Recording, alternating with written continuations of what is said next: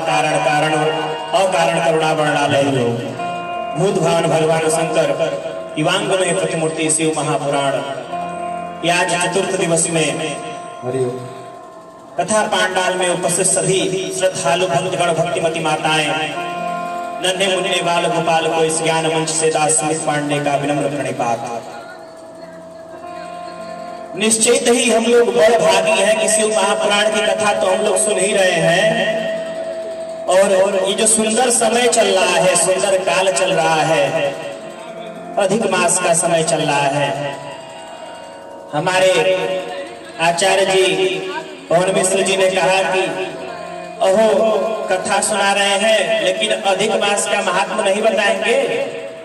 अधिक मास का महात्मा बताइए जिस मास में सत्कर्म करने का अधिक से अधिकम फल, इतना करिए और उतना फल पाइए। तो ये अधिक मास में सत्कर्म करने का फल है, इसको सुनिए। ये जो सुंदर मास चल रहा है अधिक मास, इसमें हम 1 रुपया दान करेंगे तो 100 रुपये दान का फल मिल जाएगा। किसी कुत्ते को, किसी श्वान को 1 रोटी खिला देंगे तो 100 रोटी खिलाने का फल मिल जाएगा। ऐसा भगवान ने अधिक मास को आशीर्वाद दिया है। अच्छा, अधिक मास का निर्माण कब हुआ? तो सतयुग की बात है, जब हिरण्याक्ष और हिरण्यकश्यप नाम के दो भयंकर असुर है, तो उसमें से छोटका वाला हिरण्याक्ष जो है उसने भगवान से वर प्राप्त किया कि मैं 12 महीने में से किसी महीने में भी न मरूं। तो भगवान ने उसको ठिकाने लगाने के लिए ही अधिक मास का जो है निर्माण किया। तो एक दिन सारे के सारे मास अपने अपने महात्मा को बता रहे थे कि हमारे में तो ये सत्कर्म का महात्मा है, हमारे में ये सत्कर्म का महात्मा है। बेचारा अधिक मास रोता हुआ भगवान के पास पहुंचा। नाथ, हमको क्या आपने इसी तरह बना दिया? अरे हमारा क्या इस संसार में कुछ काम नहीं है? हम क्या निकम्मे हैं? भगवान ने कहा तुमको हमने बनाया है और इस संसार को भी हमने बनाया है। तो इस संसार में जो है सबका कर्म है, लेकिन आज तुम बड़े सुंदर भाव को लेकर के हमारे पास आए हो, इसीलिए हम तुमको अपना नाम दे देते हैं। तो अधिक मास को भगवान अपना नाम दे दिए, तो इसको पुरुषोत्तम मास भी कहा जाने लगा। और भगवान ने कहा अधिक मास वत्स, तुम में जो सत्कर्म करेगा, तुम में जो हमारी आराधना करेगा, तुम में जो शिवार्चन करेगा, तुम में जो हमारे पार्थिव का अभिषेक करेगा, उसको सहस्त्र गुना फल में प्रदान करूंगा। तो अधिक मास में हरिहर पूजा करने का विशेष महत्व है, अधिक मास में दान का विशेष महत्व है। इसीलिए अधिक से अधिकम फलम, जितना अधिक से अधिक हो सके इसमें फेरी लगा लीजिए, जितना अधिक से अधिक हो सके सत्कर्म कर लीजिए, और जितना अधिक से अधिक हो सके श्रवण कर लीजिए, और श्रवण मनन चिंतन करके अपने जीवन को धन्य बनाइए। यही इस जीवन का सार है, यह जीवन का सार है प्यारे, सूत्र यही जीवन का है। और जो इस सूत्र को समझ लिया वो जीवन में कभी उलझने वाला है नहीं। इसलिए इस सूत्र को, इस फार्मूला को गांठ मान लीजिए, समझ जाइए, तब इस भव के भवाटवी से पार होना तय हो जाएगा। कल हम लोग भगवान के परम पवित्र नाम के विषय में श्रवण कर रहे थे कि परमात्मा का नाम में तारक शक्ति है, तार देने वाली शक्ति है। तो हमारे शौनक जी महाराज ने कहा, सुत जी, परमात्मा का नाम कैसे कैसे कोई तार देता है? अरे धन्या शिव पुराणस्य कथा परम पावनी, यस्या श्रवण मात्रेण पापयानपि मुक्तिभाव, यस्या श्रवण मात्रेण पापयानपि मुक्तिभाव। शौनक जी कहते हैं धन्य है सुत जी आप, और धन्य है ये शिव महापुराण की कथा जो पापियों को उतारने वाली है। तो महाराज आप हमको बताइए कि कौन कौन से पापी तरे हैं, और आज थोड़ा सावधान होकर के श्रवण कीजिएगा, क्योंकि आज हम कथा भगाएंगे और सार रूप से श्रवण कराएंगे।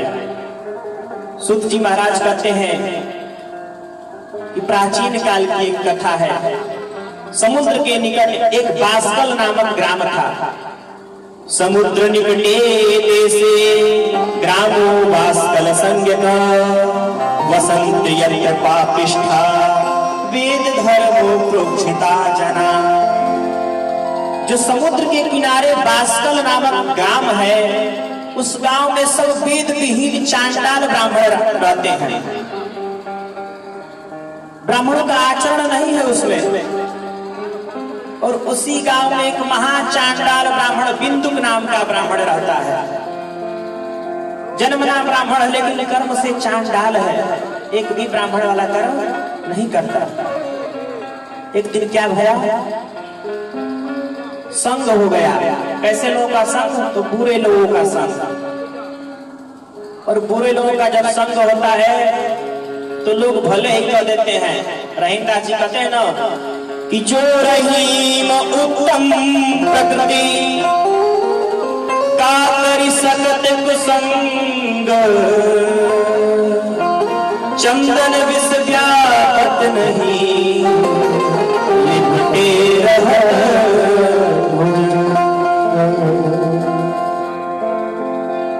कहते हैं कि जो बढ़िया होते हैं ना तो दुर्जनों की संगति करने पर भी उसका प्रभाव नहीं पड़ता है, लेकिन हम इस बात को नहीं मानते।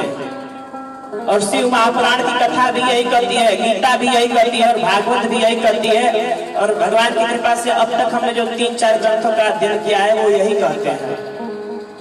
भगवान श्री कृष्ण ने भी उपदेश दिया है अर्जुन को कि अर्जुन ध्यायतो विषयान पुंसः संघस्तेषु उपजायते संगात् संजायते कामः कामो क्रोधोऽभिजायते क्रोधात् जयति सम्मोहात् सम्मोहात् स्मृतिविभ्रमात् स्मृतिभ्रंशात् बुद्धिनाशः बुद्धिनाशः प्रणश्यति। बंधुओं, आप बुरे लोगों का संग करेंगे तो आप भी बुरे बन जाएंगे, इसलिए बुरे संगति से बचिए। सब चंदन नहीं हो जाएगा। चंदन की तो बात ही अलग है। भगवान की कृपा हो जाए तब तो मान लीजिए कि लिपट नहीं रहे भुजंग, कोई प्रभाव पड़ने वाला नहीं है। लेकिन ये संसार है, माया है, यहाँ पर माया का मिलावट है। हम में माया है, आप में माया है। और माया के मिलावटी जो शरीर है ये माया के चंद्र में फंस जाएगी, बुद्धि काम नहीं करेगा। इसलिए जो है ऐसे कुसंगति लोगों से दूर रहिए। कुसंग करने वाले जो लोग हैं उनसे बच करके रहिए। कहते हैं जो बिंदुक नाम के पंडित जी थे, उन्होंने क्या किया, मांस मदिरा का सेवन करना प्रारंभ कर दिया और वैश्याओं का गमन करने लगे। उनकी एक पत्नी भी थी, उनका नाम था चंचुला। चंचुला नवयुवती थी, सुंदरी थी, लेकिन अपनी पत्नी को छोड़ करके अन्य स्त्रियों के साथ गमन करता था वो ब्राह्मण। तो उसका भी जो है सब्र कब तक जवाब दे गया, कब तक वो भी सब्र करती, उसका भी सब्र जवाब दे गया और वो भी परपुरुषों का संग करने लगी। ये होता है दुष्टों की संगति करने का नतीजा।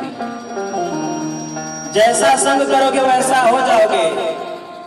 साधु संतों का संग करोगे तो साधु संत बना देंगे, और चोर लुटेरों का संग करोगे तो चोर लुटेरे बना देंगे।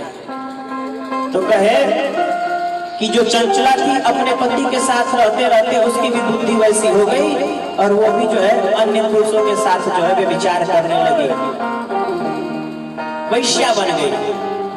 लेकिन एक दिन बिंदुक ने उसको पकड़ लिया, और जब पकड़ लिया तो बड़ी मार मारा, बहुत पिटाई किया, और तब रोते हुए बोली है, भवान प्रतिदिनम काम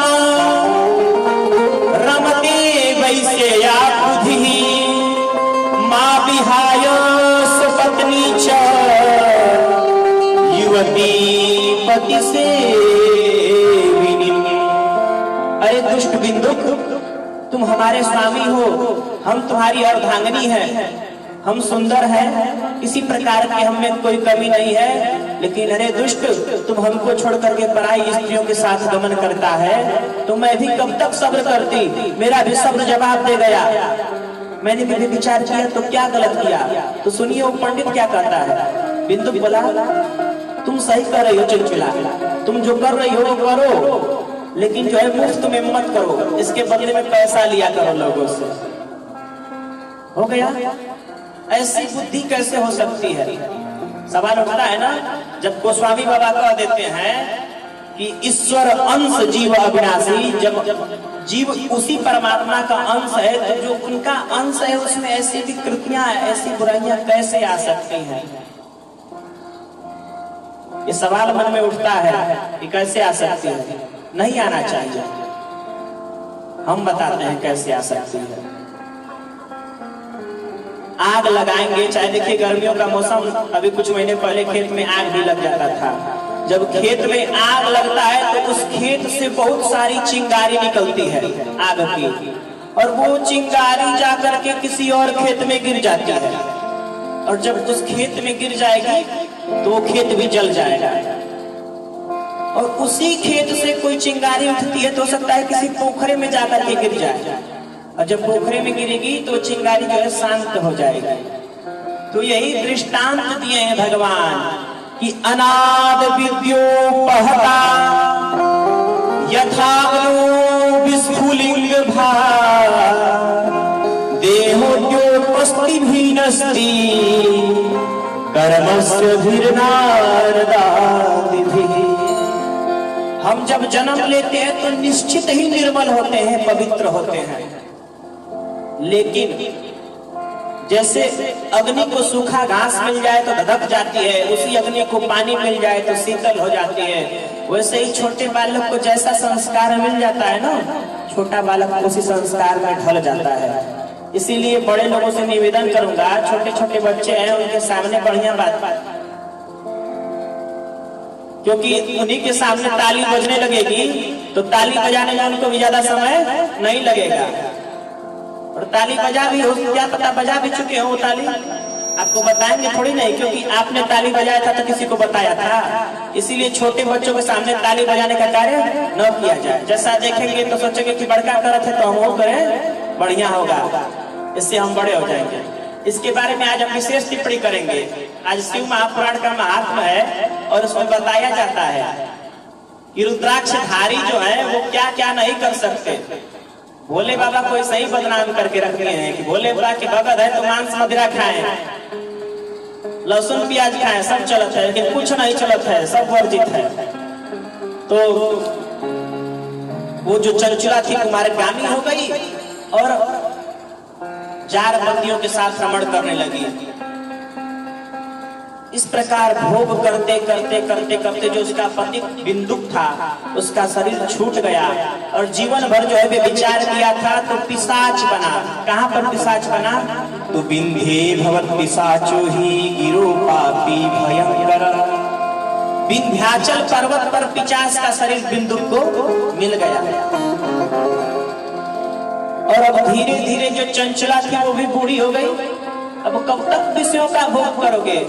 विषयों का भोग करने वाले जो इंद्रियां हैं हमारी वो भी तो रहने चाहिए। नेत्र से दिखाई देना बंद गया, नासिका से जो है ना सुनने की शक्ति चली गई, रस इंद्री जो है जवाब दे गई, श्रवण इंद्री जवाब दे गई, शरीर में झुर्रियां पड़ गई। अब बताओ ऐसे स्त्री से कौन प्यार करेगा, कौन प्रेम करेगा?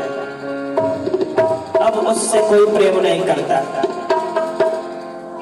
एक दिन देवयोग से चंचला घूमते घूमते गोकर्ण तीर्थ में आ गई।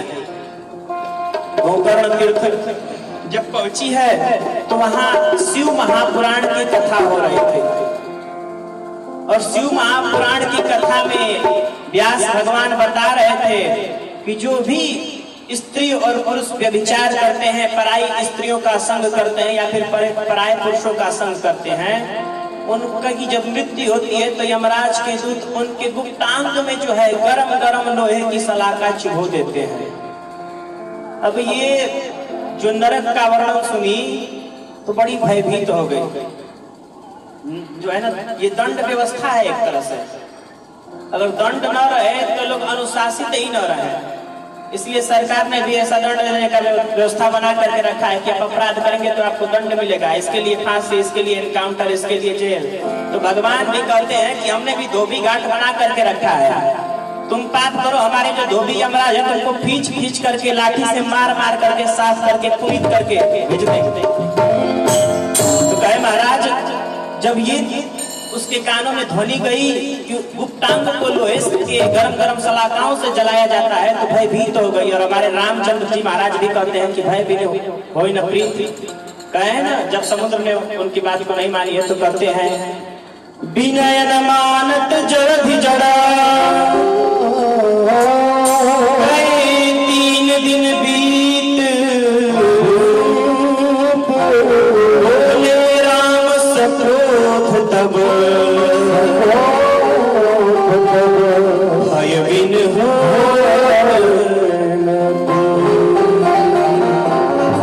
प्रीति के लिए थोड़ा भय होना चाहिए, भय नहीं रहेगा ना तो बच्चे अनुशासित भी नहीं रहेंगे। तो हम सब भगवान के बच्चे हैं, तो माता पिता भी जान ले कि बच्चों को जब अनुशासित रखना है तो थोड़ा भय देना पड़ेगा, माता पिता को थोड़ा कठोर बनना पड़ेगा, नहीं तो बच्चे भटक जाएंगे। तो कठोरता दिखाइए बालकों पर, नहीं तो एक बार निकले फिर कंट्रोल करना मुश्किल नहीं है। हमारे पिताजी को देखिए, अभी यहाँ पर से बोल लेंगे हम, आज तक मारने की जरूरत नहीं पड़ी, मुश्किल से 2 से 3 बार हम पिटाए होंगे, वो भी केवल एक बार, एक थप्पड़, एक हाथ, नहीं तो बस नेत्र ऐसे दिखा दे तो हिम्मत नहीं है कि उसके आगे जबान खुले और इसके आगे कुछ बोलेंगे नहीं। तो इतना कड़ा अनुशासन बालकों पर होना चाहिए कि अनुशासित रहे, नहीं तो अनुशासित नहीं रहेगा तो भटक जाएगा। तो भगवान भी इसी अनुशासन को कायम रखने के लिए दंड व्यवस्था नरक का निर्माण किए हैं कि पाप किसी भय से नहीं करेगा। अब जब सुनी है कि इतना भयंकर दंड मिलेगा, तब तो महाराज कांपते हुए व्यास जी के पास गई कथा समाप्ति के समय। रात भर तो उसको नींद नहीं आई, दूसरे दिन व्यास जी के पास पहुंच करके कहती है, पंडित जी, गुरुदेव, आप ही हमारे गुरु हैं, आप ही हमारे पिता हैं, आप हमारा उद्धार करिए। अरे त्वमेव मे गुरु ब्रह्मण, तो माता तो पितासि च, उद्धारमां दीनां त्वमेव शरणं गतां, त्वमेव शरणं गतां। हे ब्राह्मण देवता, आप हमारे गुरु हैं, आप ही हमारे माता पिता, आप ही हमारे बंधु हैं, नाथ हमारे ऊपर कृपा करिए। मैं अधमी हूँ, पापी हूँ, मैंने जीवन भर अनेक पाप किए और पाप कर करके हमने अपनी काया को, अपने इस कलेवर को मलिन कर दिया है। तो कुछ ऐसा उपाय बताइए कि जो मेरी काया मलिन हो चुकी है वो पुनः पुनीत हो जाए, पुनः पावन हो जाए। नाथ, आप ही हमारे ऊपर कृपा कर सकते हैं।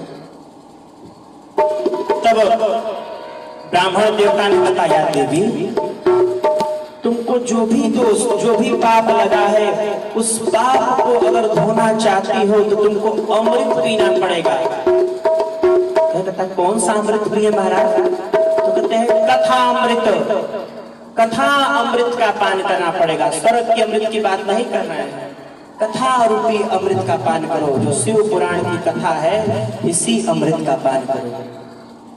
कहते महाराज जी हमको पुनीत कर देगी, कहीं निश्चय ही आपको पुनीत कर देगी ये कथा। और ये कथा अमृत जो है स्वर्ग की कथा अमृत से भी श्रेष्ठ है, क्योंकि बंधुओं स्वर्ग की जो अमृत है वो स्वर्ग की अमृत आपको दिव्य आयु देती है, लंबी आयु दे देगी, लंबे समय तक आप जिएंगे। लेकिन जो कथा अमृत है वह आपको जो है अद्भुत जीवन प्रदान करती है। कम ही जिएंगे लेकिन कथा के प्रभाव से आप दिव्य जिएंगे, अद्भुत जिएंगे। ये कथा का प्रभाव है। और ये कथा अमृत भेद भी नहीं करती, स्वर्ग का अमृत तो भेद करता है।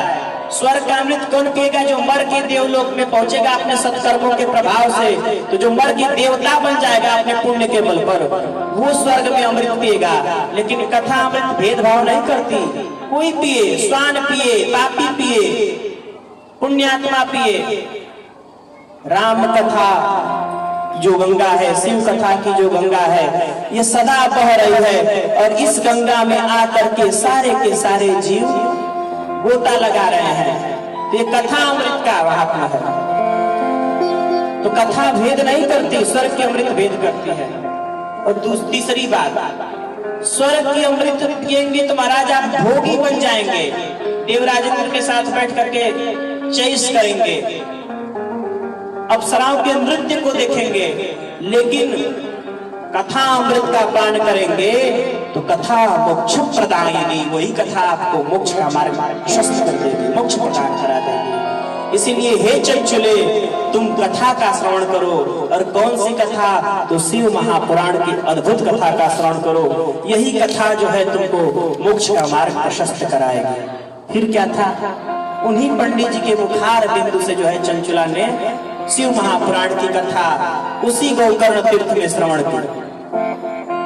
और महाराज शिव महापुराण की कथा का ये प्रभाव हुआ कि अंत समय में उसने इतने पाप किए थे, लेकिन अंत समय में जब प्राण निकला तो सुगमता से निकला। और शिव भगवान के जो गण थे, जो दूत थे, वो आकर के उसको कैलाश में ले गए। और कैलाश में भी चंचुला को भगवती पार्वती का जो है संग मिला, वहां उनकी सखी बन करके उपस्थित हो गई।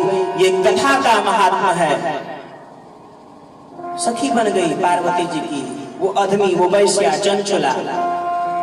ये प्रभाव है कथा का, वो आपके समस्त पापों को प्रक्षालित कर देता। ये जो महात्मा मैं शिव महापुराण का बता रहा हूं, ये स्कंद पुराण से है। स्कंद पुराण में शिव महापुराण का महात्मा दिया है, जिसको आप श्रवण कर रहे हैं। जब पावन हो गई, पुनीत हो गई, तब भी उसके मन में एक खेद था। क्या खेद था?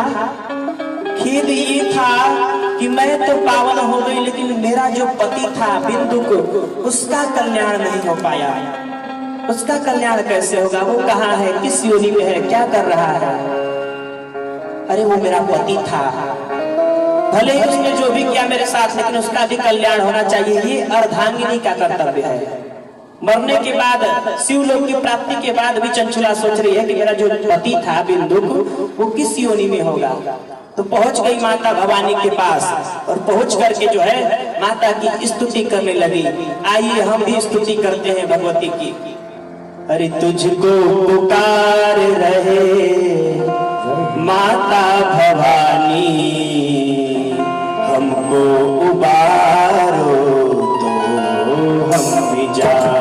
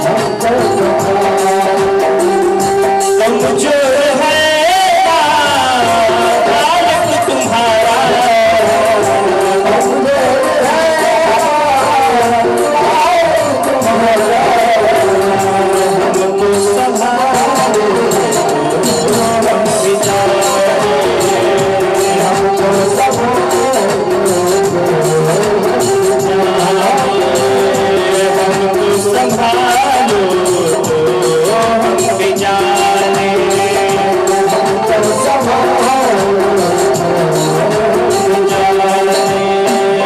तुझको पुकार रहे माता भवानी। ताली बजाते हुए, कीर्तन में ताली बजाने से भाग्य का ताला खुल जाएगा।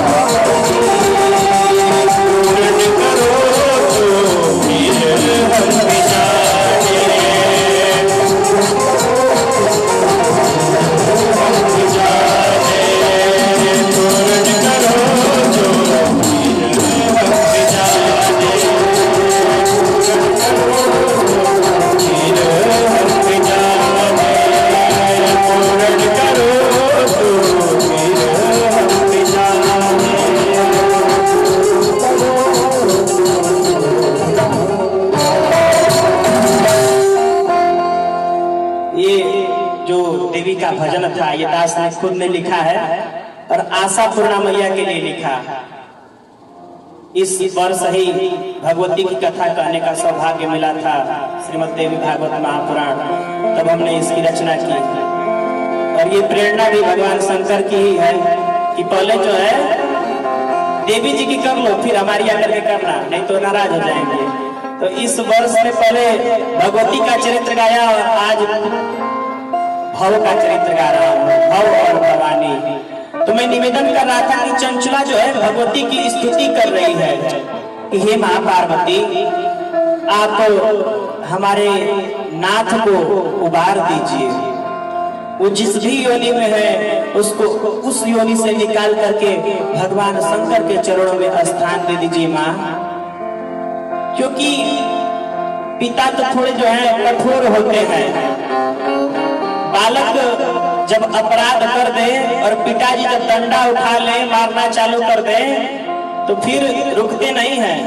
तो माता जी हैं जो बचाती हैं। और माता का जब हाथ भी उठता है बालक को मारने के लिए तो ऐसे हाथ यहाँ पर आएगा और ऐसे पड़ेगा। तो ऐसी तो माता भवानी है माँ। हमारे नाथ ने कितना भी अपराध किया है, लेकिन आप तो जगत के माता पिता हैं भवानी शंकरो वंदे। आप तो जगत के माता पिता हैं, आप तो अपने पुत्रों पर कल्याण करने वाले हैं। तो हे माँ, भगवान शंकर से कह करके हमारे नाथ को भी उभरवा दीजिए, उनका भी कल्याण कर दीजिए। तब माता सती ने बताया, चंचले, जो तुम्हारा पति बिंदुक है, वो बिंदुक इस समय पिशाच बना हुआ है। विंध्याचल पर्वत पर प्रेत का शरीर प्राप्त करके वो विचरण कर रहा है। माँ, मेरे नाथ को प्रेत शरीर से मुक्ति दिलाओ। तो माता पार्वती ने उसी वक्त तुमरु गंधर्व को बुलाया। ये तुमरु कौन है? तो भगवान शंकर के गुणों का गान करने वाले हैं तुमरु गंधर्व। जैसे भगवान नारायण के गुणों का गान करने वाले हैं नारद जी महाराज, तो नारद जी के भांजे हैं तुमरु जी। ये भगवान शंकर के नाम का गान करते हैं, शिव नाम का गान करते हैं। उन्हीं तुमरु जी को बुलाया गया। तुमरु गंधर्व को आदेश दिया गया, हे तुमरु, जा करके भगवान की मंगलमय कथा सुना करके उस पिशाच को मुक्त कर दो, शिवलोक का अधिकारी बना दो। फिर क्या था महाराज, ये बात फैलने में तनिक भी समय नहीं लगी। तीनों लोगों में बात फैल गई कि तुमरु जो है भगवान शंकर के गुण का गान करने वाले हैं। और तीनों लोगों से जो है महात्मा भागते भागते जो है उसी विंध्याचल पर्वत पर एकत्रित हो गए, मानो कि मेला लग गया हो। और जो हमारे भृगु ऋषि हैं, भृगु ऋषि क्या कर रहे हैं कि खुद तो आ ही रहे हैं, 10 लोगों को और कहते हैं कि हमारे साथ चलो। जो नहीं चलता जबरदस्ती पकड़ पकड़ करके ला रहे हैं। क्यों ला रहे हैं? क्योंकि हमारे द्वारा जो भी सत्कर्म दूसरे से करवाया जाएगा तो उसका 10% हमको भी मिलेगा। तो इसी उद्देश्य से भृगु जी खुद तो आ ही रहे हैं, हमारा 100% तो मिला, लेकिन 10 लोगों को और लाऊंगा तो उनका 10% यानी हमारा 200% पुण्य हो जाएगा। इसीलिए भृगु बाबा जो है और लोगों को पकड़ पकड़ करके ला रहे हैं कि चलो वहां विंध्याचल पर्वत पर शिव महापुराण की कथा होने वाली है। और इति कोलाहलो जाता सर्वलोकेषु महान् तत्क्षणार्थाय ययुदेवर्षयो द्रुतम् तत्क्षणार्थाय ययुदेवर्षयो द्रुतम्। ये बात सुन करके जितने भी देव ऋषि थे सभी के सभी देव ऋषि विंध्य पर्वत पर एकत्रित हो गए और वहां शिव महापुराण की कथा को सुनाई गई। और जो शिव महापुराण की कथा 11 दिन की होती है, जैसे भागवत श्रवण का 7 दिन का विधान है, जैसे राम कथा श्रवण का 9 दिन का विधान है, जैसे देवी भागवत श्रवण का 9 दिन का विधान है, वैसे शिव महापुराण की कथा 11 दिन में होती है। अगर अनुष्ठान की दृष्टि से देखें तो 11 दिन में होती है, नहीं तो ऐसे ही भगवत चर्चा करने के लिए 1 दिन 2 दिन जितना मन उतना श्रवण करें। तो 11 दिनों तक तुमरु गंधर्व ने शिव महापुराण की कथा इनको सुनाई है। और शिव महापुराण की परम पवित्र कथा सुन करके जो बिंदुक नामक प्रेत था वो अपने प्रेतत्व से मुक्त हो गया और दिव्य रुद्र स्वरूप हो गया। महाराज ब्रह्मविद ब्रह्मैव भवति, भगवान शंकर को जान करके भगवान शंकर के समान ही हो गया और आकर के भगवान के चरणों में सेवा करने लगा, रुद्रगण बन गया। ये भगवान की कथा का प्रभाव है, ये शिव की कथा का प्रभाव है। सोनक ऋषि कहते हैं, महाराज कथवा तो बड़ी दिव्य है, इससे तो पापियों मुक्त हो जा रहे हैं। तो ये बढ़िया उपाय है, जीवन भर पाप करो और आखिरी में कैसे भी भगवान का नाम ले लो, मुक्त हो जाएंगे। अच्छा, ऐसा नहीं है, इसका समाधान हमारे गोस्वामी बाबा दिए हैं। क्या दिए हैं? तो कहते हैं, गाते हैं गोस्वामी बाबा, जन्म जन्म मुनि जतन कराई, जन्म जन्म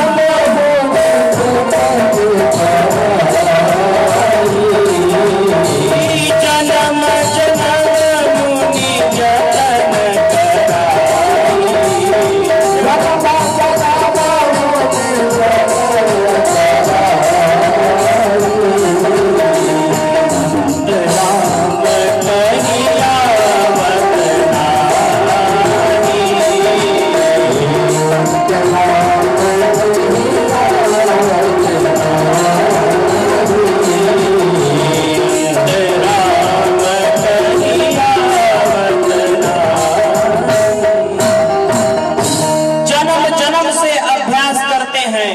लेकिन अंत समय में भगवान का नाम तब भी मुंह से नहीं निकलता। ये तो भगवान की कृपा थी कि उसकी पत्नी मरने के बाद जाकर के भगवान से निवेदन कर दी कि वो प्रेतवा को भी मुक्त कराइए, तो हो गया। आज तो पत्नी नहीं मुक्त होगी तो पति कहां से मुक्त होंगे। जैसे उद्धव वैसे माधव सब हो रहा है, जैसे तैसे संसार खींच करके चल रहा है। तो अंत समय में भगवान का नाम निकल जाए ये भी जरूरी नहीं है। एक बार ऐसे ही शिव महापुराण की कथा हो रही थी और वहां बताया जा रहा था शिव नाम का महात्मा कि अंत समय में जो शिव शिव ऐसे उच्चारण करता है वो मुक्त हो जाता है।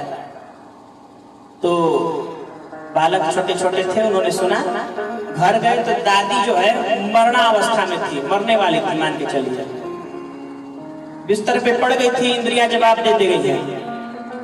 कह रहे दादी शिव का नाम लो, शिव शिव बोलो कल्याण हो जाएगा।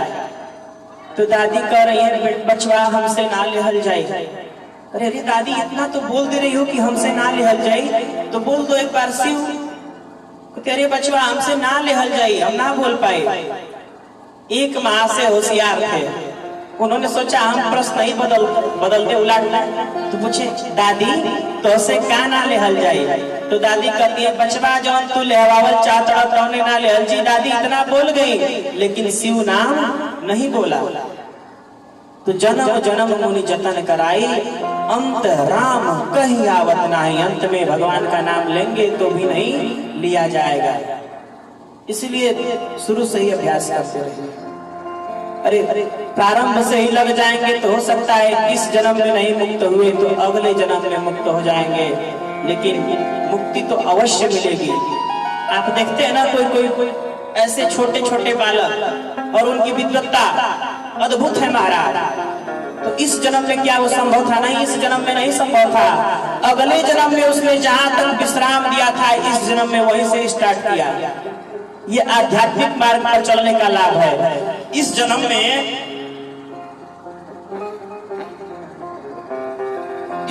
में हम जहां तक चल करके समाप्त हो जाएंगे, अगले जन्म में वहीं से स्टार्ट करेंगे। ये भगवान के नाम का आश्रय लेकर चलने का महत्व है। महाराज तो शिव महापुराण श्रवण की विधि बता दीजिए, किस विधि से श्रवण की जाती है? तो श्रवण का महात्मा बताएं और किस विधि से श्रवण की जाती है ये बता रहे हैं सूत जी महाराज। ये देखिए, सबसे पहले तो उचित मुहूर्त निकलवाइए किसी ज्योतिषाचार्य से, और ऐसे स्थान का चयन करें जो पर्याप्त विशाल हो, जहां पर जो है श्रोताओं को कोई किसी प्रकार की समस्या न हो, और वहां पर उत्तम ब्राह्मण, विद्वान ब्राह्मण का चयन करें जिसके मुखार बिंदु से शिव महापुराण की कथा हो रही है। वो ब्राह्मण विद्वान होना चाहिए, उसके सहयोगी ब्राह्मण होने चाहिए। मान लीजिए वक्ता का अगर किसी स्वास्थ्य बिगड़ गया, गला खराब हो गया या फिर ज्वर आदि से पीड़ित हो गया, तो उसका जो सहयोगी वक्ता है वो उसके बदले में कथा सुना सकता है। तो ऐसे उसके लिए सहयोगी वक्ता का एक जो है व्यवस्था होना चाहिए। और किस स्थान पे श्रवण का अधिक महात्मा है? तो करें शिवालय च तीर्थेवा बनेवा गृहे थवा। सबसे पहले नाम लिए शिवालय। उत्तम तो है कि आप शिव मंदिर पर श्रवण करें, और जहां हम लोग श्रवण कर रहे हैं ये सबसे उत्तम स्थान है। और कह रहे हैं तीर्थ में, शिवालय में नहीं सुन सकते तो किसी तीर्थ में श्रवण कीजिए, किसी नदी के किनारे पर, गंगा, यमुना, तुंगभद्रा, सरस्वती, ताप्ती, गोदावरी आदि नदियों के तट पर श्रवण करें। और वहां भी नहीं श्रवण कर सकते तो बने जंगल में जाकर के श्रवण कीजिए। और महाराज कहीं नहीं श्रवण कर सकते तो गृह है। सबसे अंत में कहें कि घर पर श्रवण कीजिए, घर में सुन लीजिए, घर पर ही जो है श्रवण से कल्याण हो जाएगा। लेकिन बस सुनिए। और पुराण के श्रवण के बाद जो वक्ता है उनको साक्षात शिव स्वरूप मान करके उनका पूजन करना चाहिए। और एक चीज सावधान किए हैं कि जो वक्ता है और जो श्रोता है, ये वक्ता और श्रोता दोनों ही पवित्र आचरण वाले होने चाहिए। शिव महापुराण के महात्म्य में कह रहे हैं भगवान कि तांबूलम भक्ष्यन्तो ये शृण्वन्ति इमां कथा नरा स्वविष्ठा खादयन्ति तान् नरके यमकिंकरा। हम जानते हैं कि कुछ वक्ता ऐसे भी हैं जो व्यासपीठ पर बैठेंगे तो मुंह में एक खैनी के दबा के बैठे जाए, बिना खैनी के बोलल ना बनी मालूम से। तो यहाँ पर स्पष्ट रूप से लिखा है तांबूलम भक्ष्यन्तो ये शृण्वन्ति इमां कथा नरा स्वविष्ठा खादयन्ति तान् नरके यमकिंकरा। जो तंबाकू तांबूल आदि का भक्षण करके कथा सुनाता है, ऐसे लोगों को यमराज के जो दूत हैं वो नरक में ले जाकर के भयंकर पीड़ा देते हैं। और महाराज ऐसे लोगों को मना किया जाए कि महाराज आप ऐसा क्यों कर रहे हैं, तो उल्टा क्या जवाब देते हैं कि अरे तो शास्त्रों में लिखा है, इसने लिखा है महाराज। तो ऐसे हिंदी साहित्य में और संस्कृत साहित्य में कई पद बना भी दिए गए हैं। एक तो हिंदी साहित्य का पद है कि कृष्ण चले वैकुंठ को राधा पकड़े बाँ, यहाँ तमाकू खाए ले वहां तमाकू ना है। राधा जी कर रही है कि अरे वैकुंठ बात नहीं जाना, यहाँ पहले तमाकू खा लो। तो कृष्ण भगवान तमाकू खाते थे तो हम काहे नहीं खाए, बताओ। तो भगवान कृष्ण को भी बदनाम कर दिया। ये तो हिंदी साहित्य का था, एक संस्कृत साहित्य का भी है। और महाराज जी तो हमको एक बता रहे थे, तो कहीं बता दिए तो कि मन नहीं पड़ रहा है, नहीं तो बताते।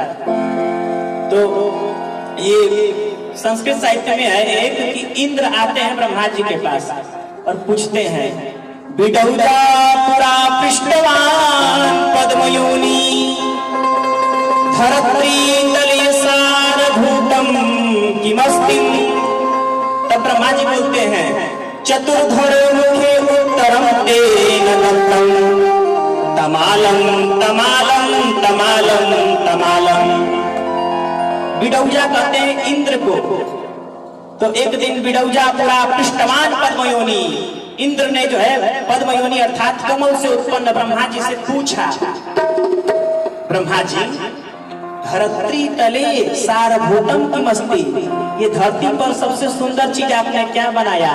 तो क्या कहते हैं, लिखे हैं क्या कि चतुर्धर मुखम उत्तरम तेन दत्तम। जो चतुर्मुख ब्रह्मा है उन्होंने चारों मुख से उत्तर दिया तमालम तमालम तमालम तमालम।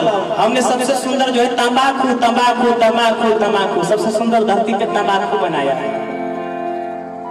ऐसा ऐसा श्लोक बना लिया, लेकिन महाराज ये शास्त्र के श्लोक नहीं है। तंबाकू का भक्षण नहीं करना चाहिए, बुरा लगे तो क्षमा करिए, लेकिन उचित ही बोल रहे हैं। भविष्य पुराण का कथन है कि धूम्रपान रते विप्रथ दान कुर्वन्ति यो नरा वे नरा नरकः यन्ति ब्राह्मणो ग्राम सूत्र। कहते हैं सूत जी महाराज कि जो ब्राह्मण धूम्रपान तंबाकू का भक्षण करता है और ऐसे ब्राह्मण को जो दान दे देता है, दान तो वो दाता और वो ग्राही, वो देने वाला और वो ग्रहण करने वाला, वे नरा नरकः यन्ति ब्राह्मणो ग्राम सूकर। जो दान देता है वो नरक में जाता है, और जो ब्राह्मण जो है दान लेने वाला ग्राम सूकर, गांव के सुअर के रूप में विचरण करता है। इसीलिए ब्राह्मणों को तंबाकू का या फिर ऐसे किसी पदार्थ का जो है सेवन कदापि नहीं करना चाहिए, यही उत्तम है। ब्राह्मण जो है धर्म का प्रतिनिधित्व करता है, विप्र धेनु सुर संत धर्म अर्थ काम मोक्ष, इसमें जो है धर्म उसका प्रतिनिधित्व।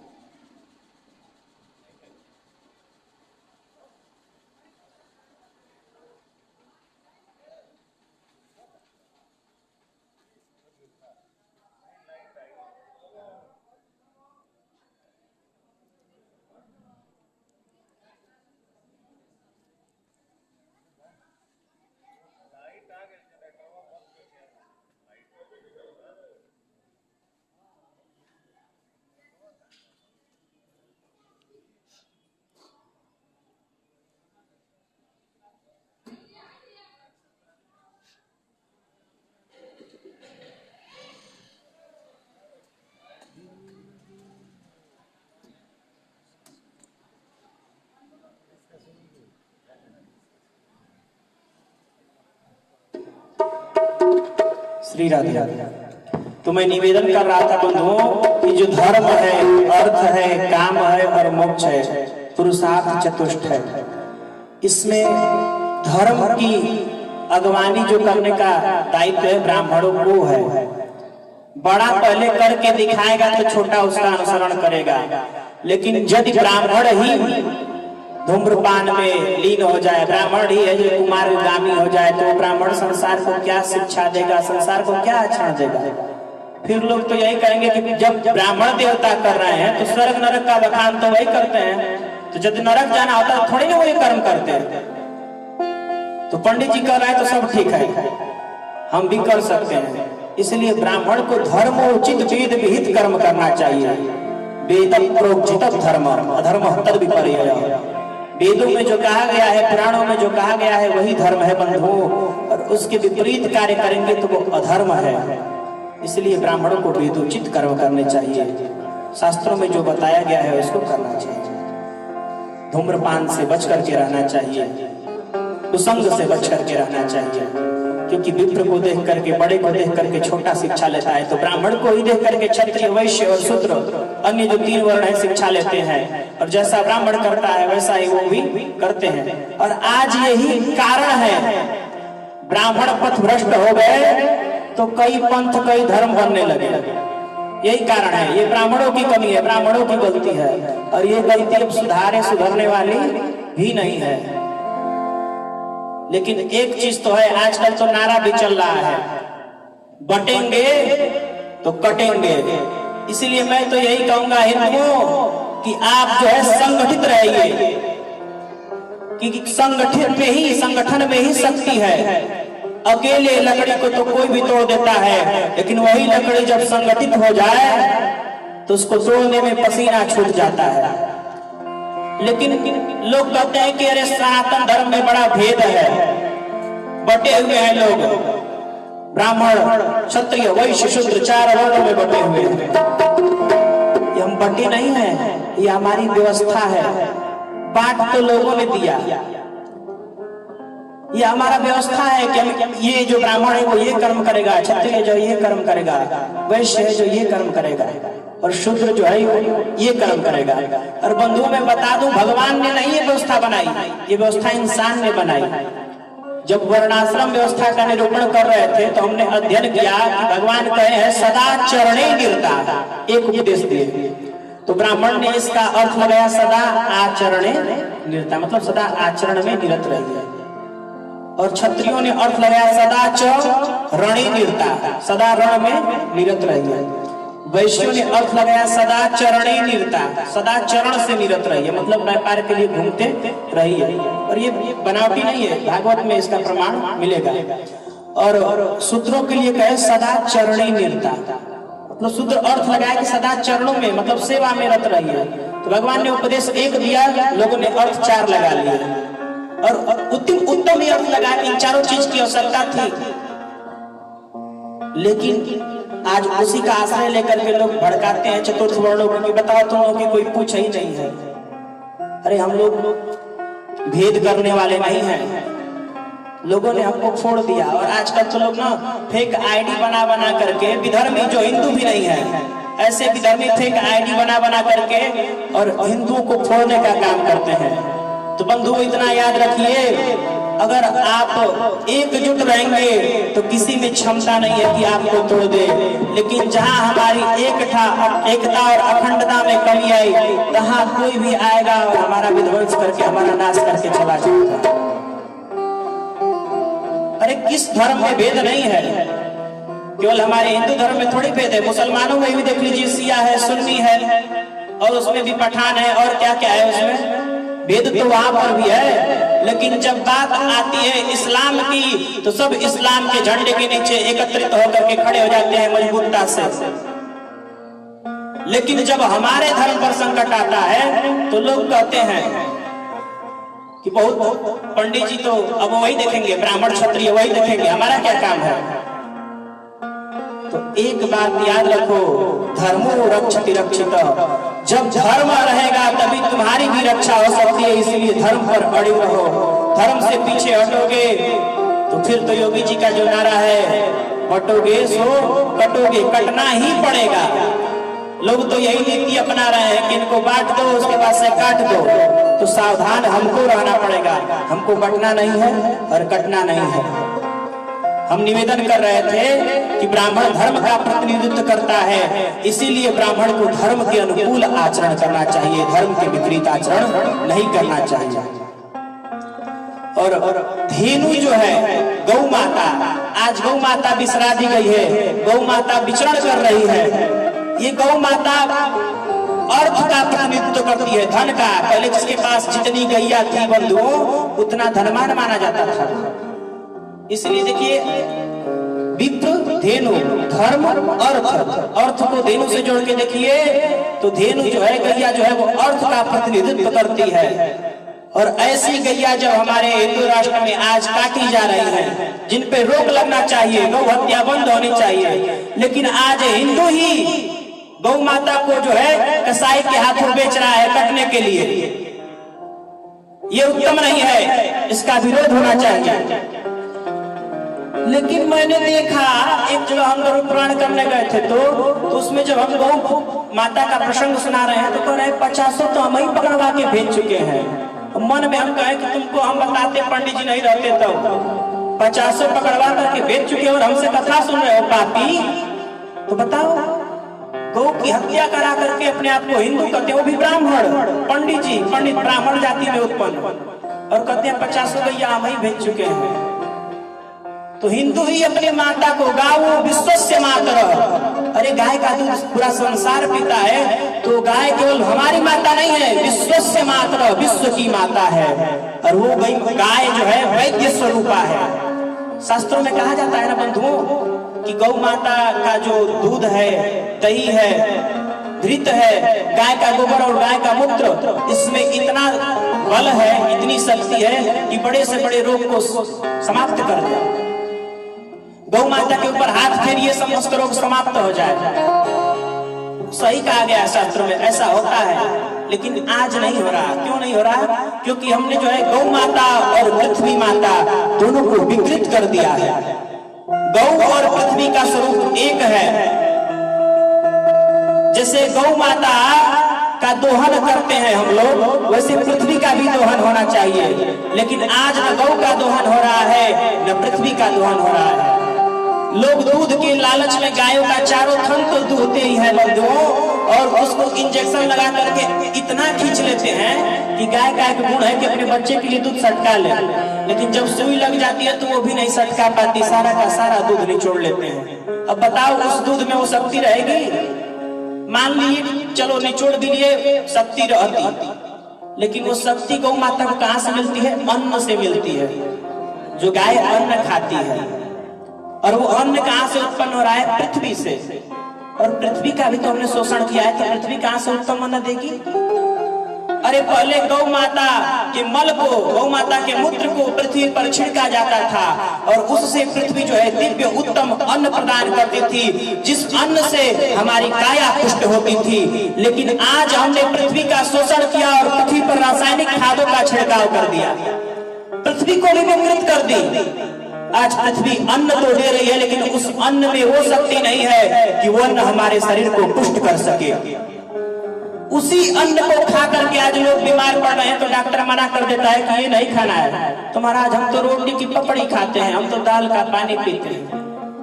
कल जिन अन्न से हमको शक्ति मिलती थी, आज वही अन्न हमारा काल बन गया है। क्यों? क्योंकि आपने उस पृथ्वी को विकृत किया और आपने उस गौ माता को विकृत किया। शास्त्रों में सही लिखा गया है, गौ वैद्य स्वरूपा है।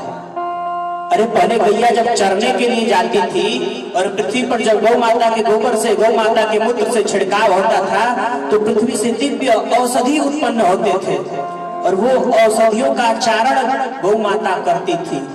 तो उसी औषधियों का रस जो है गौ माता के दूध में आता था, उसी दूध से दही बनता था, उसी दही से घृत बनता था, और उसके बाद से उसी गौ माता के जो मूत्र है, जो गोबर है, उसमें भी औषधियों का रस था, और उनको निश्चित अनुपात में मिला करके महाराज पंचगव्य तैयार होता है। और उस पंचगव्य में शक्ति है। शास्त्रों में कहा गया है यत्त्वां गस्थिगतं पापं देहे तिष्ठति मामके प्रासनात् पंचगव्यस्य दहत्वग्रंथिर्वेधनम्। बंधुओं, उस पंचगव्य के प्राशन मात्र से अस्थियों के भीतर, ग्रंथियों के भीतर भी कोई दोष था, कोई रोग था, वो समाप्त हो जाता था। गौ माता ऐसी थी। लेकिन आज हमने गौ और पृथ्वी दोनों को विकृत कर दिया। तो जब हमने दोनों को विकृत कर दिया, जब हमने दोनों को विसार दिया, तो फिर दोनों से कैसी आशा? अगर आज प्राचीन भारत के लोग कृषि कार्य जो है, जो कृषि की विधि है, उस विधि से करने लगे, तो भले ही अन्न कम मिले, लेकिन जो अन्न मिलेगा वो दिव्य मिलेगा। और जिस पद्धति से पहले गैया पाली जाती थी, उस पद्धति से गौ पालन होने लगे, तो गौ पालने का प्रभाव ये रहेगा कि जो गौ का स्वामी है वो निरोगी काया उसकी रहेगी। और प्रथम धन तो यही है बंधुओं, प्रथम धन निरोगी काया, और दूसरा धन जो है घर में हो माया, घर में माया, और उसके बाद से जो है प्रथम धन तो यही है कि काया जो है स्वस्थ रहे। आपसे निवेदन है, आप यहाँ आकर के विराजमान हो जाइए। तो बंधुओं, गौ माता का ये महात्मा है। जो गौ जो है धन का प्रतिनिधित्व करती है, लेकिन आज हमने गौ को भी विसार दिया, अपनी माँ को भी विसार दिया। और जब माँ को विसार दिया जाता है तो पिता रुष्ट हो जाते हैं, और तब पिता के कोप से बचाने वाला कोई नहीं होता, क्योंकि बाप के कोप से बचाने वाली मैया ही है। और जिस मैया को आज तुमने विसार दिया, वही मैया गौ का स्वरूप बना करके भगवान के पास जाएगी और त्राहिमाम करेगी, तो वही भगवान अवतार लेकर के धरती पर आएंगे और पापियों का संहार कर देंगे। इसीलिए गौ भक्तों, गौ माता की सेवा करो। हम तो सबसे कहते हैं, हमने अपने जीवन का 1/3 भाग गौ सेवा किया है, और बचपन में छोटा थोड़ा बहुत किया हो तो किए हो। 8 साल हमने गौ सेवा की है। इस समय के व्यस्तता के कारण हमको गौ बेचनी पड़ी, वो भी हम नहीं बेचे। तो जितना हो सके गौ सेवा करनी चाहिए। गौ सेवा का बहुत फल है। जो सच्चे भाव से, निष्ठा से गौ माता की सेवा करता है, कौन सी ऐसी इच्छा है जो गौ माता पूरी न कर दे? मनोकामनाओं की पूर्ति करने वाली कामधेनु होती है, गौ माता होती है। प्रेम से बोलिए गौ माता की।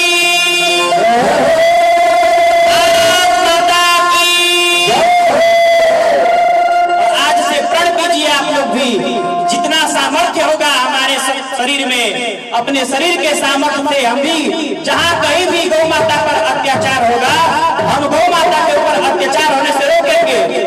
और मर भी गए तो गौ माता की रक्षा में मरेंगे, तो पूर्व के द्वार से साक्षात भगवान के शिवलोक को प्राप्त होंगे, साकेत धाम को प्राप्त होंगे।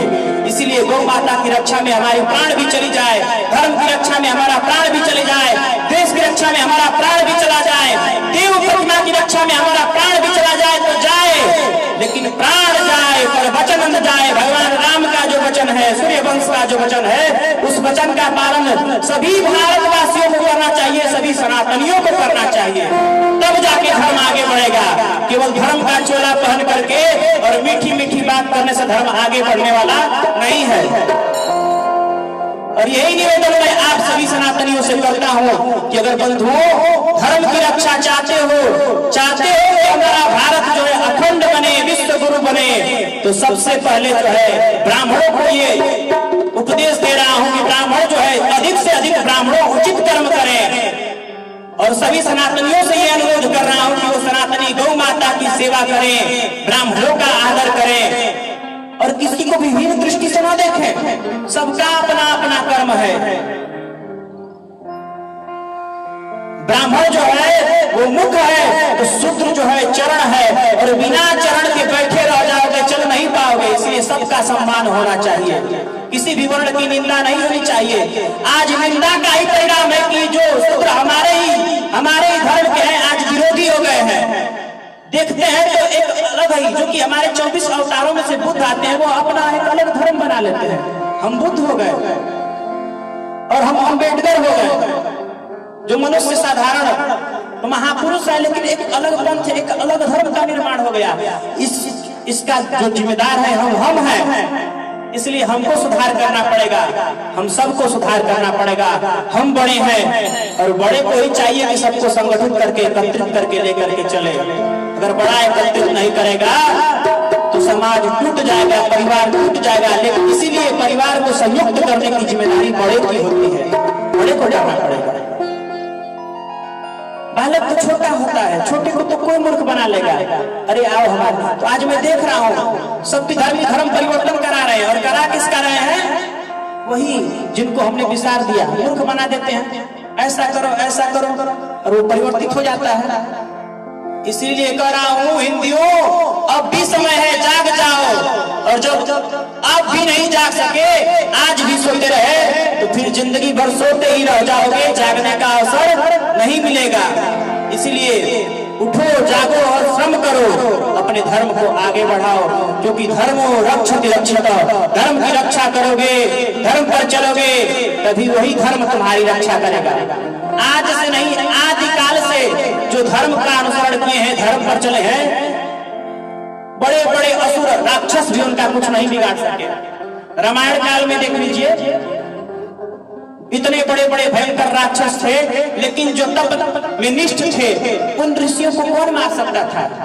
उनके पास ब्रह्मदंड था, अपने तप की शक्ति थी।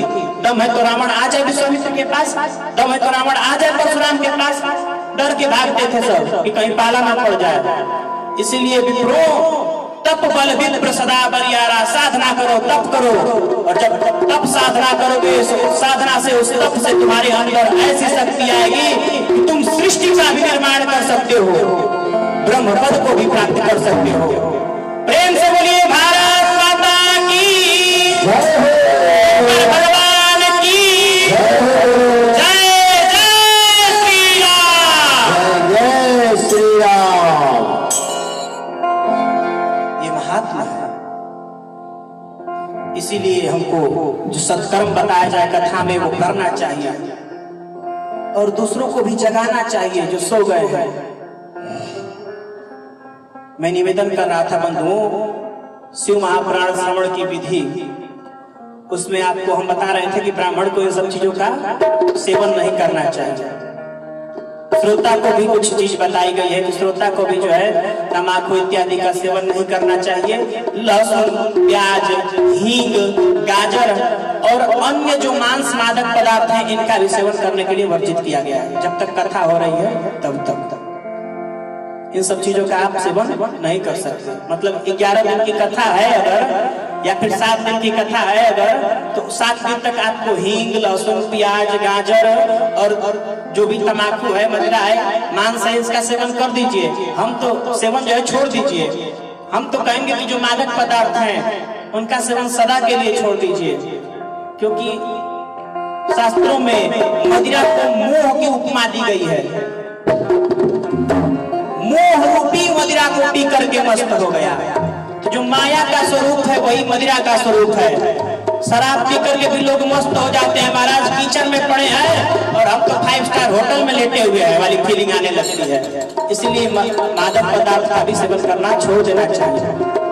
वो हमारे शरीर को भी नुकसान पहुंचाता है, हमारी कीर्ति को भी क्षति पहुंचाता है, और हमारी आने वाली पीढ़ी को भी जो है विकृत बनाता है।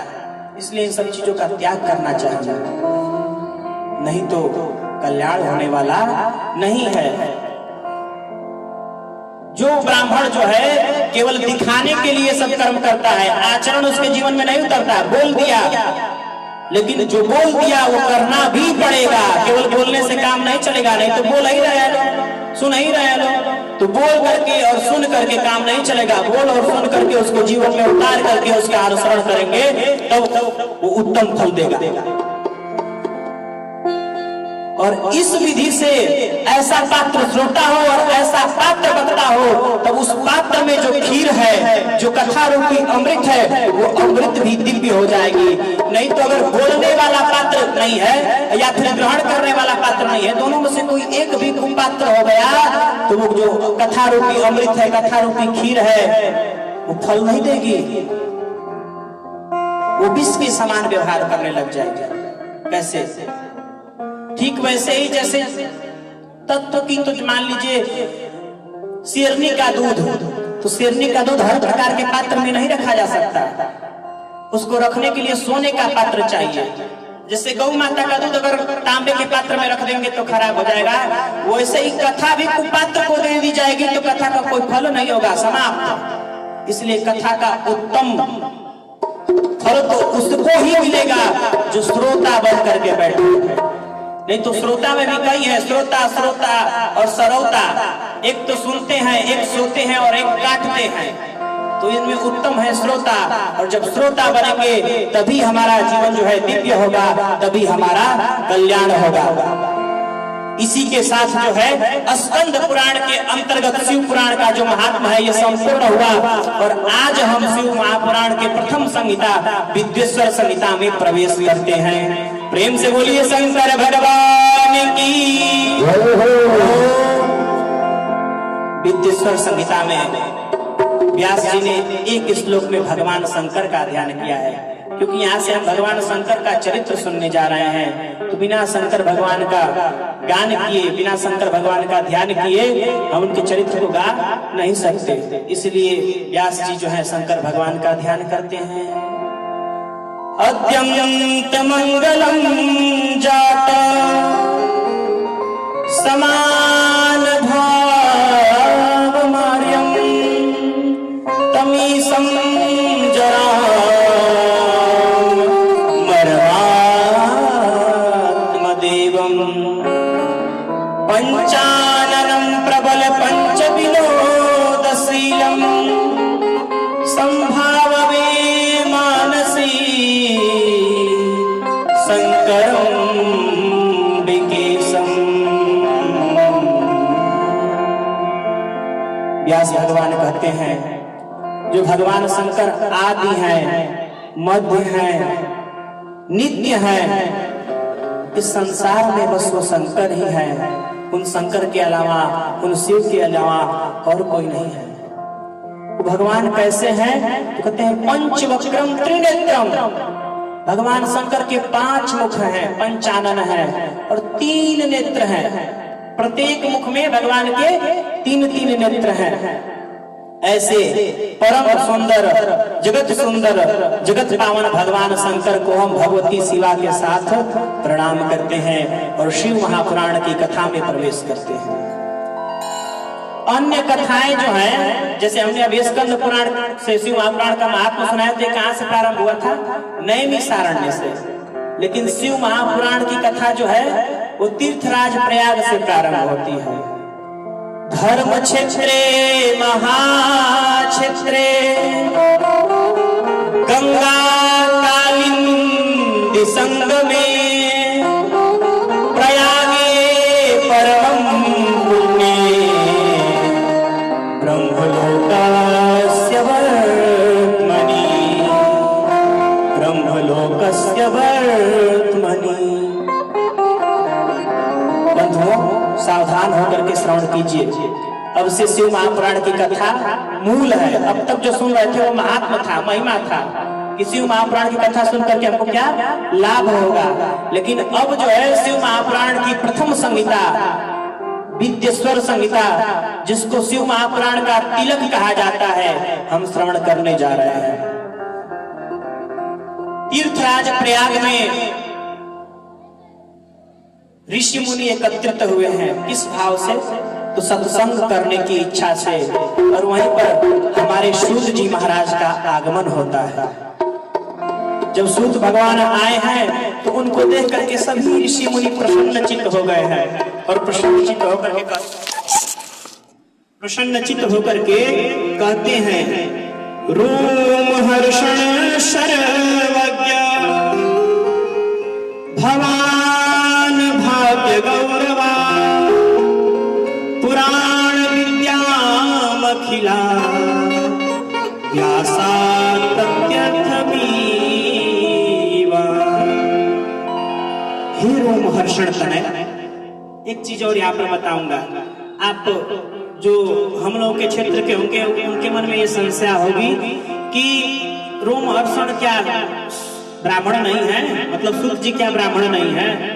प्राय सोशल मीडिया के जमाने में लोग सूत जी को अपनी बिरादरी का बताते हैं। आजकल हो रहा है ना कि व्यासपीठ पर कोई चढ़ के कथा कहने लगता है, स्त्रियां चढ़ के कथा कहने लगती हैं। हम ऐसे लोगों का सख्त विरोध करते हैं जो रोमहर्षण को कहते हैं, जो सूत जी महाराज को कहते हैं कि ये ब्राह्मण नहीं थे, ये तो सूत थे, इसलिए इनको सूत कहा जाता है। उनको मैं बता दूं कि एक बार जब व्यास ऋषि यज्ञ कर रहे थे तो बृहस्पति जी की आहुति और इंद्र की आहुति मिल गई, जिससे जो है सूत जी की उत्पत्ति हुई। और वो सूत जी ऐसी दिव्य कथा सुनाते थे जिस कथा को सुन करके लोगों के रोमे खड़े हो जाते थे। इसी कारण उनका नाम पड़ा रोमहर्षण, लोमहर्षण। और इन्हीं लोमहर्षण जी महाराज, अब सूत भी कहीं नहीं हुए, अभी बताते हैं। ये लोमहर्षण महाराज नैमिषारण्य में कथा सुना रहे थे और उसी समय कृष्ण भगवान के बड़े भाई बलराम जी जब कौरव पांडव में युद्ध छिड़ा है, उस समय वो जो बचने के लिए कि किसके पक्ष से लड़ूंगा, तीर्थ यात्रा के लिए निकल जाते हैं। और जब तीर्थ यात्रा के लिए निकलते हैं तो नैमिषारण्य तीर्थ में भी पहुंचते हैं। तो वहां सभी लोग भगवान जान करके बलराम जी को प्रणाम करते हैं। लेकिन सूत जी वक्ता हैं, व्यासपीठ पर आसीन हैं, तो कहते हैं कि जब व्यासपीठ पर आसीन हो जाए उस समय भगवान भी आ जाए तो उनको प्रणाम नहीं कर सकते। तो सूत जी ने प्रणाम नहीं किया, और जब सूत जी ने प्रणाम नहीं किया तो बलराम जी को दिल पे लग गई कि बताओ हमको सब प्रणाम कर रहे हैं, ये प्रणाम नहीं किया। तो उन्होंने एक तिनका उठाया और अभिमंत्रित करके सूत जी को मार दिया। सूत जी का गला कट गया, सूत जी वहीं पर समाप्त हो गए। ऋषियों ने कहा आपने ये क्या कर दिया, आपको ब्रह्म हत्या लगेगी, आपने कथा बोलते समय ब्राह्मण की हत्या की है। अरे ब्रह्म हत्या तो बिना कथा बोलते समय भी पलट जाएगी, लेकिन आपने ऐसे समय में ब्राह्मण की हत्या की है, आपको तो अवश्य ही ब्रह्म हत्या लगेगी, आपको इसका प्रायश्चित करना पड़ेगा। भाई महाराज कैसे करें? तो कहते हैं कि जाइए सभी छोटे बड़े तीर्थों में भ्रमण करिए, सभी तीर्थों में स्नान कीजिए, तब आप पावन होंगे, पुनीत होंगे। बलराम जी कहे ठीक है मैं कर लूंगा। तो ऋषि कहे आप तो कर लेंगे, लेकिन हमारा क्या, अब हमको कथा कौन सुनाएगा? आपने तो सूत जी को मार दिया, रोमहर्षण जी को मार दिया, अब हम कथा किससे सुनेंगे? तो बलराम जी ने कहा इनका कोई बेटा है? तो कहे हाँ उग्रश्रवा है इनके पुत्र। तो कहे कि मैं उग्रश्रवा को आशीर्वाद देता हूँ कि जो ज्ञान विज्ञान इनके पिता रोमहर्षण को था, वही ज्ञान वही इतिहासों की ज्ञाता ये भी हो जाए। तो उग्रश्रवा जी को भी सहज में वो सारा का सारा ज्ञान मिल गया। तो लोग भ्रमित हो जाते हैं कि सूत उग्रश्रवा है कि सूत रोमहर्षण है। तो भ्रमित नहीं होना है, पहले जो है रोमहर्षण सूत है, और जब बलराम जी ने रोमहर्षण जी को मार दिया तो सूत जी की उपाधि जो है उनके पुत्र उग्रश्रवा को मिली है, और दोनों ब्राह्मण है। अग्नि का गोत्र क्या है हो? तो अग्नि सांडिल्य गोत्र का है, और ब्राह्मण में भी जो उत्तम ब्राह्मण होते हैं उनका गोत्र होता है सांडिल्य। तो इस हिसाब से सूत जी सांडिल्य गोत्र के हैं, ब्राह्मण हैं, और उनके पुत्र उग्रश्रवा भी ब्राह्मण है, कोई सूत नहीं है। इसलिए उनको सूत कहना ही, मतलब सूत तो कहा जा सकता है उपाधि के तौर पर, लेकिन सूत मतलब जैसे कर्ण को लोग कहते थे कि सूत पूत है, सूत पूत है, तो उस तरह के सूत वो नहीं है, चतुर्थ वर्ण के वो नहीं है, वो ब्राह्मण है। इसीलिए वो कथा बोलने के अधिकारी हैं, व्यास जी के कृपा पात्र हैं। सूत जी से शौनकादि ऋषि कहते हैं सूत जी महाराज कलयुग आने वाला है, और कलयुग में प्रायः मनुष्यों की बुद्धि जो है कुलसित हो जाएगी। कैसे कुलसित? तो कहते हैं प्राप्ते कलयुगे घोरे नरा पुण्य विवर्जिता दुराचार रता सर्वे सत्यव्रता परामुखा। कलयुग आने पर लोग दुराचार में रत हो जाएंगे और सत्य बोलने से बचेंगे, क्योंकि सत्य बोलने से क्या लाभ? सत्य हम क्यों बोले, कोई फायदा नहीं है। और तो और महाराज कलयुग में लोग कठपुतली बन करके रह जाएंगे। कैसी कठपुतली? तो कह रहे हैं कि जैसे कि काठ की पुतलिया जो है नचाने वाले के इशारे पर नाचती है, वैसे ही कलयुग में लोग स्त्री के इशारे पर नाचेंगे। और गोस्वामी बाबा भी इसका निरूपण मानस जी में करते हैं। क्या करते हैं? नारी विवश नर सकल गोसाई, नारी विवश नर सकल गोसाई,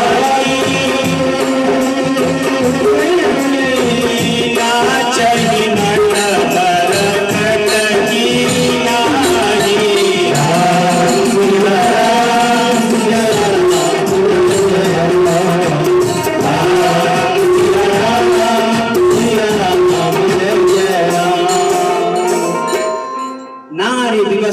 नर सकल गोसाई। महाराज कलयुग में सब कठपुतली हो जाएंगे, स्त्री जैसा कहेगी वैसा ही करेंगे। और इसी चीज को फिर से गोस्वामी भाई जो है मानस जी के अंश में कहते हैं, अंत में कि कामी ही नारी प्यार जिमि लोभी प्रिय जिमि दाम, तिमि रघुनाथ निरंतर प्रिय लागो। जिस प्रकार कलयुग में मनुष्य स्त्री से और दाम से प्रेम करेगा, मतलब यहाँ ज्यादा प्रेम स्त्री से ही है और धन से ही है, भगवान से प्रेम नहीं है। तो महाराज ये जो मन जो है स्त्री में और धन में लगा हुआ है, कैसे हट जाए? जो मनुष्य बंदर बना हुआ है, पैसे के लिए कभी इधर कभी उधर कूद रहा है, स्त्री के लिए कभी इधर कभी उधर कूद रहा है, ये कैसे हट जाए? और स्त्रियां भी महाराज, स्त्रियां भी कलयुग की जो है विकृत हो गई है। कैसी हो गई है? तो कहते हैं महावृष्टि चली फूटी कियारी, जिमि स्वतंत्र भय विग्रही नारी। जैसे भयंकर वर्षा होती है तो जो कियारी होती है, जो मेड़ होती है, वो टूट जाती है, वैसे ही स्त्रियों को स्वतंत्रता मिल गई है और स्त्रियां स्वतंत्रता प्राप्त करके जो है बिगड़ गई। अब यहाँ पर माताएं हमारे ऊपर कृपया करके मत बिगड़े, हम अभी इसका रहस्य बताएंगे। सुंदरकांड में आता है ना, अभी कुछ वर्ष पहले उस पर विवाद भी हुआ था। ढोल गवार शुद्र पशु नारी सकल ताड़ना के अधिकारी, इस पे विवाद खूब चला। अब बिना समझे विवाद लोग कर लेते हैं, पहले शास्त्रों को समझिए। ढोल, अच्छा देखिए, किसी भी काव्य की विशेषता तब होती है जब उस एक ही शब्द के कई अर्थ प्रकट हो। जैसे आप इस चीज को ले लीजिए कि चरण धरत चिंतन करत चितवत चारों ओर, स्वर्ण को खोजत फिरत कवि में विचारी। अब यहाँ पर कवि को देखिए, कवि चरण धरता है, चिंतन करता है और चारों तरफ देखता रहता है, लेकिन किस चीज को खोजने के लिए? कि हमको सुंदर वर्ण मिल जाए, कोई बढ़िया काव्य मिल जाए जिसको हम लिख लें। तो कवि तो इस भाव से चलता है, इधर उधर चिंतन करता है। और बेविचारी भी चरण धरत चिंतन करत और चितवत चारों ओर, लेकिन किस चीज को देख रहा है? स्त्री बेविचार करने के लिए कोई बढ़िया सुंदर वर्ण की स्त्री मिल जाए तो उसको देखे, उसके साथ वे विचार करें, इस भाव से वे विचारे। और तीसरा है चोर, चोर भी चलता है, चिंतन करता है कि कब कहीं बढ़िया माल मिल जाए, कहीं स्वर्ण मिल जाए कि इसको हम चुरा लें। उसी प्रकार हमारे गोस्वामी बाबा भी इस काव्य को लिखे हैं और कहते हैं ढोल गवार शुद्र पशु नारी सकल ताड़ना के अधिकारी। तो ढोलक, जब हम संगीत सीखने जाते थे तो गुरु जी क्या करते थे कि उसको पहले चढ़ाते थे, खींचते थे, हथौड़ी से पीटते थे, तो उसको ताड़ा जाता था ना। ढोलक को इस प्रकार ताड़ना है। गंवार व्यक्ति को अगर नहीं देखेंगे तो काम बिगाड़ देगा। तो गंवार पर ताड़ना का मतलब कि देखना, गंवार व्यक्ति को देखना पड़ता है कि कोई काम बिगाड़ न दे।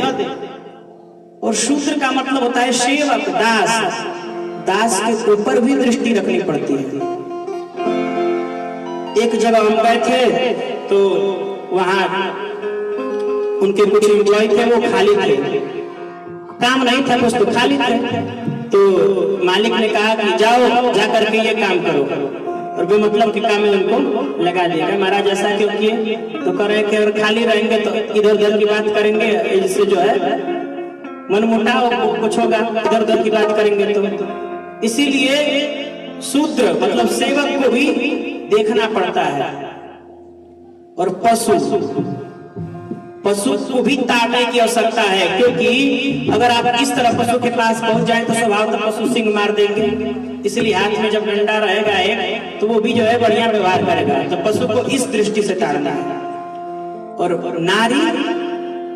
नारी को किस विधि से ताड़ना है, मतलब नारी को देखने की आवश्यकता है।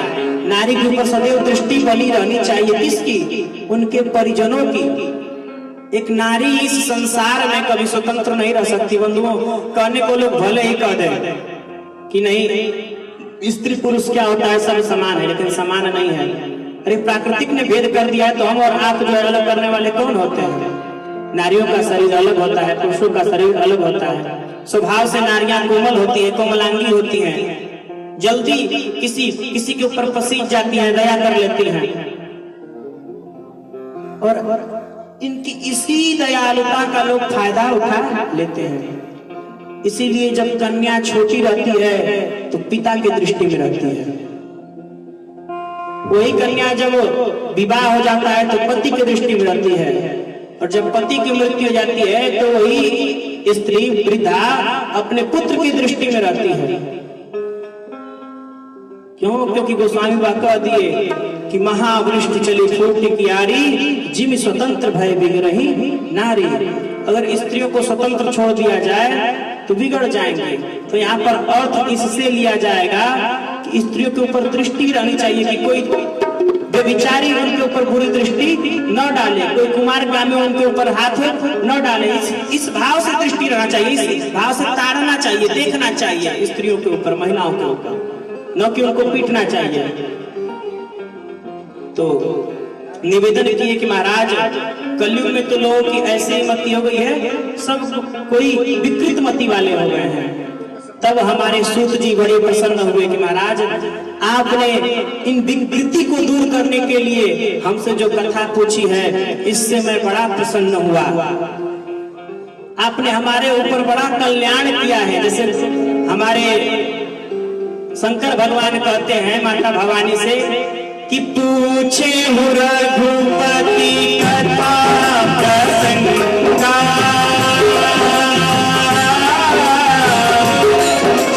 रघुपति कथा प्रसंगा, सकल लोक जग पावनी गंगा।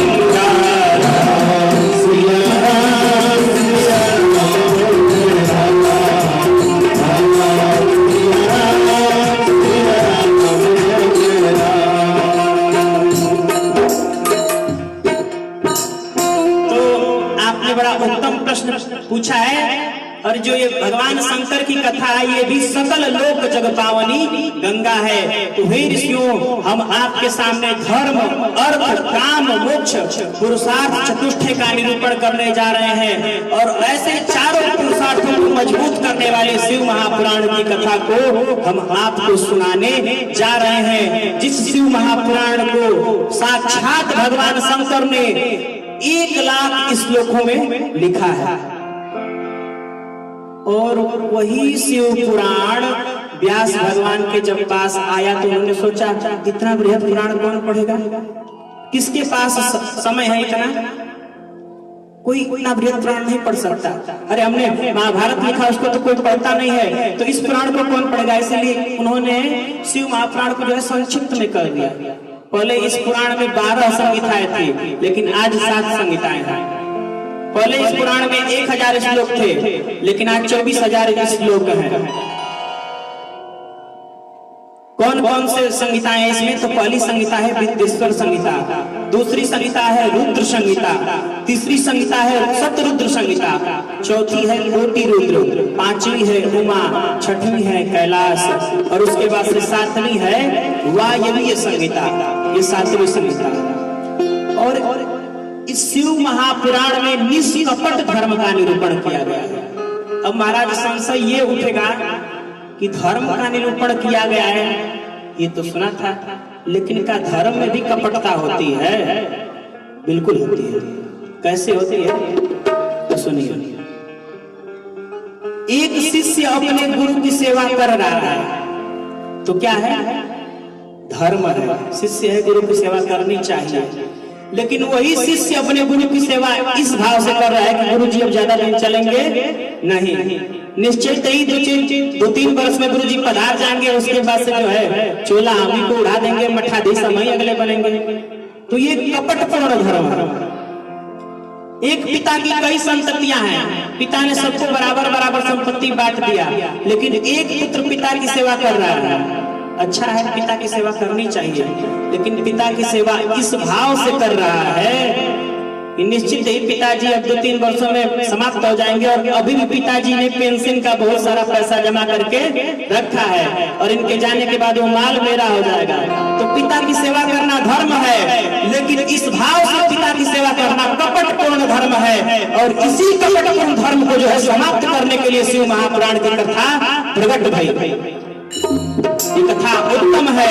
कहते हैं सूत जी महाराज कि शैवम पुराणम तिलकम खलसम पुराणम वेदांत वेद विमला परवस्तु गीतम यो वे पठेश्च शृणुयात् परमादरेण संभु प्रिया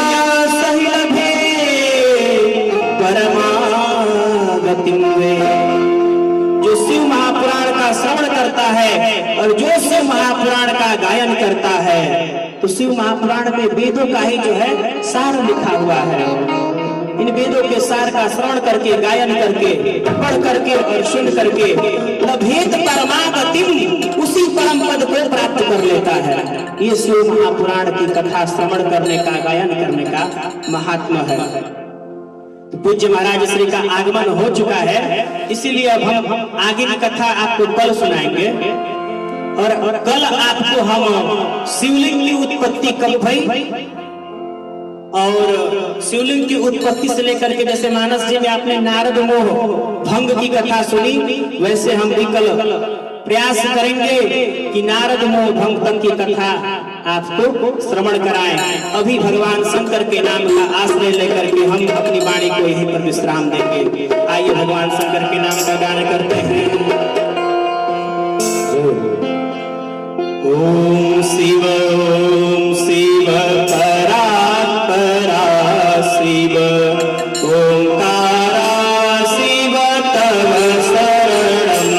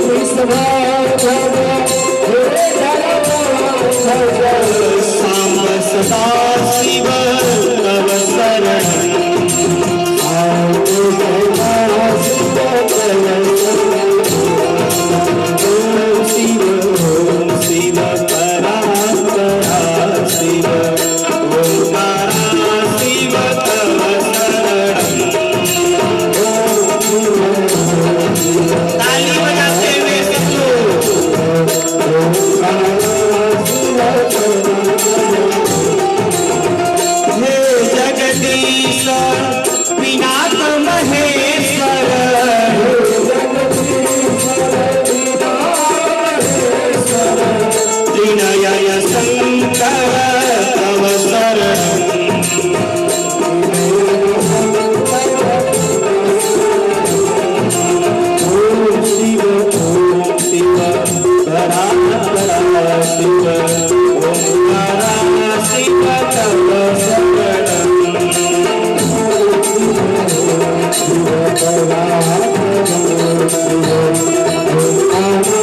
शिव